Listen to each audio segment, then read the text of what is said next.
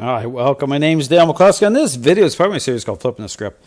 I once again want to focus in on the disconnect that represents balanced dog trainers by way of not being dialed into the relationship by way of the dog's or a dog's level of stinking thinking when a relationship problems are underway. Again, I talk about the role of influence by way of intercepting a dog's state of mind as control is manifesting, again, based on the current state of the relationship. Now, this video really highlights this point of disconnection, okay? In fact, you're going to hear this trainer from, again, Miracle Canine, really basically emphasizing not to intercept the dog's state of mind. And we're going to talk about this. So pay attention again as you hear this trainer, give this dog owner some advice or tell her how the role of influence by way, again, of as a dog is engaging in a level of stinking thinking. We want to try to distract him from the other dog. We want to see him make the correct choice on his own. What you were saying of the looking up to get a reward, if he does that, hell yeah, reward. So right here. So not, again, come around and say not to, again, distract him. Again, I talk about, and again, talking about, this whole thing about, again, I talk this issue about free will. Okay, understand this is the confusing thing in the dog training world is, again, dialing into or being in tune with the fact that you're dealing with a relationship problem, but in terms of the dog's level of, stinking thinking by way of expressed states. And again, I talk about expressed states. This is where, again, right away you already know, again, based on current state of relationship, that what leads into, moments where a dog is actually lunging forward. Okay, this whole thing with how this frames up through, influence being proactive, okay, to engage the relationship that way. And so here he's talking about, the dog, if the dog looks up at you, then reward the dog. That comes off very, Zach George-like. Okay, I'm going to talk about, why it is that balanced dog trainers sound just like Force for Trainers, because that's the point. It's based on this superficial idea by way of approaching a relationship problem as a learning-based exercise. At the physical level. This issue about response, how responses are set in motion through motivating a dog without considering why that would be a problem at the very beginning, okay, based on both defining a process by way of what it represents, a intervention, and, even reconciling behavioral issues themselves. In terms of, again, this is where we talk about, bad behaviors, certain behaviors. It's really about control manifesting. Okay, understand this whole thing with certain moments that you're dealing with the dog's lunging forward. So here, about how to intercept that, the role of influence, prior to that build-up. But this is where I talk about where a look just isn't a look, again, based on the current state of the relationship. Okay, understand it matters about how you connect these dots that way. But I'm not going to beg, hey, look over here. Because what we're doing is we're taking away from what the actual expectation of him in that moment is, which is just practice impulse. Yeah. Just sit. Yeah. It's cool. Yeah. Just saying, well, just sit. Just sit. It's cool. The physical, right? Not about the state of mind part. Okay, understand it's, about mind and body. Relationship, right? Depth. Those are the missing things in balanced dog training. Lack of depth. Not being dialed in that way. And and again, you see that appear in the other videos. The dog's doing, in a physically the sit, but the head's spinning all over the place. Then cherry picking certain moments by way of the remote collar. Well, that's a problem. Right? Because, again, it's about being dialed in the right way. I talk about fading in the owner in terms of perception of dogs changing. Well, that's what generates it, okay? In terms of being dialed in that way.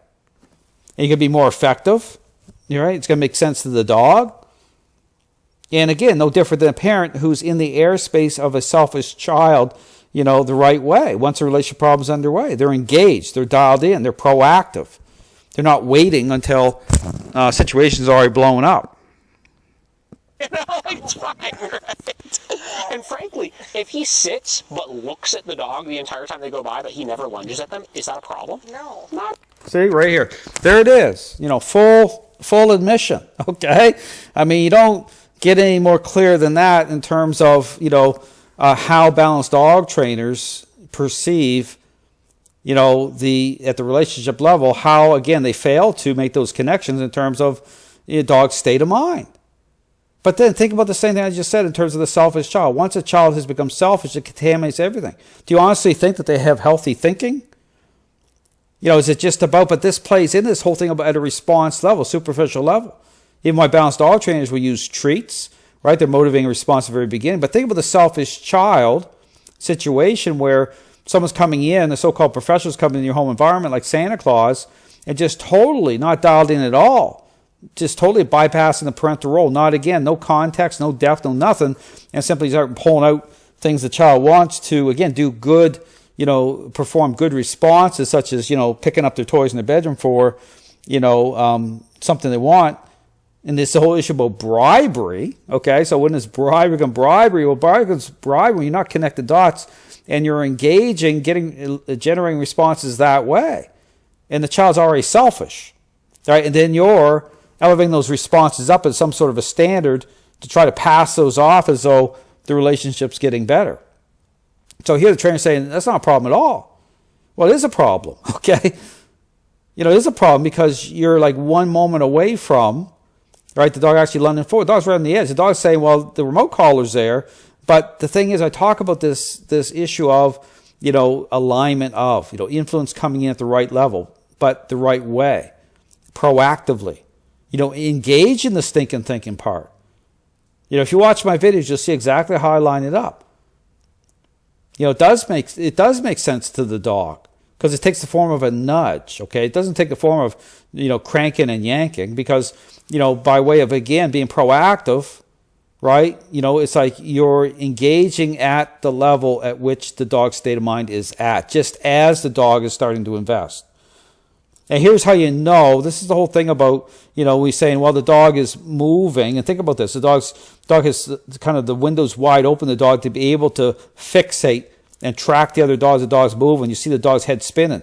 But here's the thing. You turn that dog, you bring the dog under intentional control through the leash. You turn that dog at an angle. Then you're going to see that dog try to twist and turn hard, right? Trying to invest because it's a big deal. It's like a drug. You know, it exposes the dog's state of mind fully as you're trying to, again, bring the dog under control to have the dog, you know, to stay forward with you. This is all about, you know, it's not just about physical. It's about, you know, the state of mind of the dog. It's relational. You have to tie its mind and body. You have to bring it together. So here's just kind of laughing it off as though, well, no, you don't intercept any of that. Right? Yeah. So sometimes we create more stress by poking and poking and poking. So we talk about poking and poking and poking, right? So it comes off sounding like a force-free dog trainer, right? You know, it's saying, well, it's unfair to do that. You know, poking. Well, no, it's about making sense, okay? You know, it's a level of dog thinking, you know, being dialed in the right way.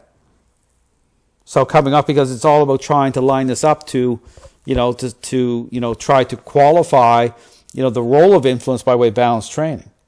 It's all right to be in this reactive posture, you know, cherry picking certain moments.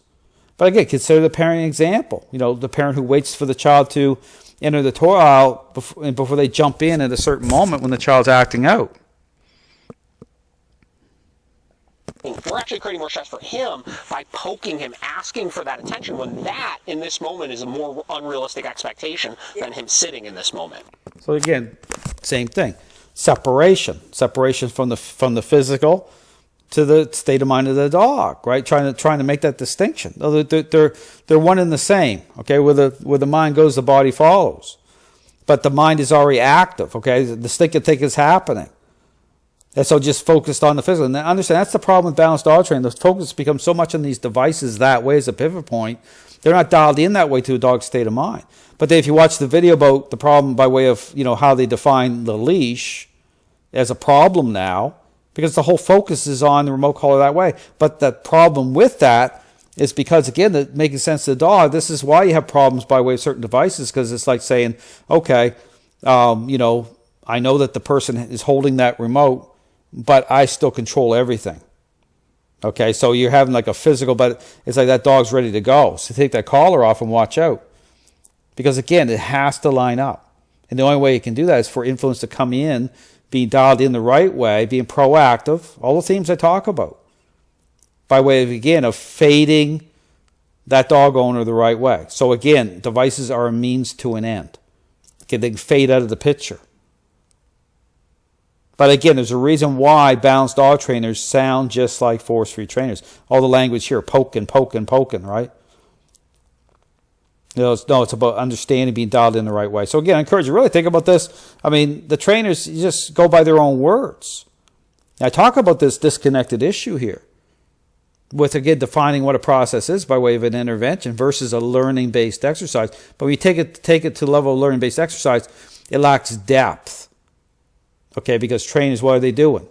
You know, they're focused on response in a very superficial way. They're not dialed into the dog's state of mind that way, the dog's level of thinking that way. Then you got problems. That's why I talk about all the blame shifting that happens in the dog training world when things don't line up. When you invest, you know, time, money, and energy in this idea of things, only to discover you're still dealing with problems, or that you can't get the devices off these dogs. It's all one and the same. It all plays into this idea of things. So again, check out my website. Lots of great information. Talk about not just the problem, but the solution by way of a intentional interaction-based approach. Thanks for watching.